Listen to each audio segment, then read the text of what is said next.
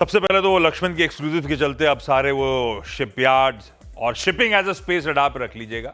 उनके अलावा सरकारी बैंक्स, समझा रहा हूं एसबीआई के थ्रू कुछ रिपोर्ट सजेस्ट करती हैं और रिफॉर्म्स की तैयारी, और शायद जो फॉरेन इन्वेस्टमेंट लिमिट है 20% पे, उस थ्रेशोल्ड को सरकार बढ़ाने की कर रही है तैयारी। इसीलिए एसबीआई और बाकी सरकारी बैंक्स रडार पे। दूसरा, एसबीआई कार्ड्स, जो अगस्त का स्पेंडिंग डेटा आया है, बढ़िया जंप है और दिख रहा है market share SBI cards gain करता हुआ।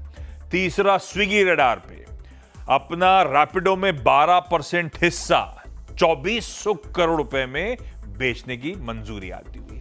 तो इनकी कैश लेवल्स 40-45% और बढ़ रहे होंगे जब ये पैसा इनके पास आएगा। एक्सो नोबेल एक लार्ज ट्रेड ब्लॉक विंडो में प्ले आउट होता हुआ। In all likelihood imperial chemicals erstwhile पुराने प्रमोटर्स ने स्टेक बेचा है। क्लैरिफिकेशन अपडेट शाम को आ रहे होंगे, लेकिन ये आवाज की एक्सक्लूसिव है जिसपे कह लीजिए मोटा मोटी मुहर लग गई है। एमको एलिकॉन, इसमें प्रमोटर्स जो हैं ओएफएस के जरिए अधिकतम 24-24.5% हिस्सा बेचने की तैयारी कर रहे हैं और इसीलिए स्टॉक ओएफएस के डेट 1 में दबाव में कामकाज करता हुआ।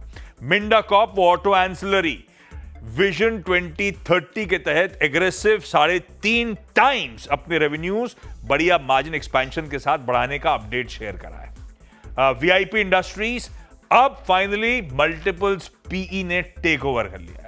दिलीप पिरामल साहब 5 दशकों बाद स्टेप डाउन करेंगे। नए एमडी साहब नियुक्त कर दिए गए अतुल जैन, जो कि सैमसंग से आए हुए हैं और सैमसंग के कंज्यूमर बिजनेस को टर्न अराउंड करने के लिए जाने जाते हैं। दिलीप बिल्डकॉन, इनकी जेवी को 1115 करोड़ का ऑर्डर मिला है। बजाज इलेक्ट्रिकल्स, इसने मॉर्फी रिचर्ड्स की ब्रांड राइट्स इंडिया और फेरिफेरल टेरिटरी में एक्वायर करी है। और फाइनली कुछ आईटी स्टॉक्स रडार पे थे, न्यूज के चलते इन दोनों को स्क्रीन पे रखा है, पर ध्यान रखिएगा वीजा नियमों की और सख्ती की तरफ, या और आगे बढ़ता हुआ H1B वीजा पे यूएस, तो शायद उसका खामियाजा भी आईटी भुगतता हुआ। ओके।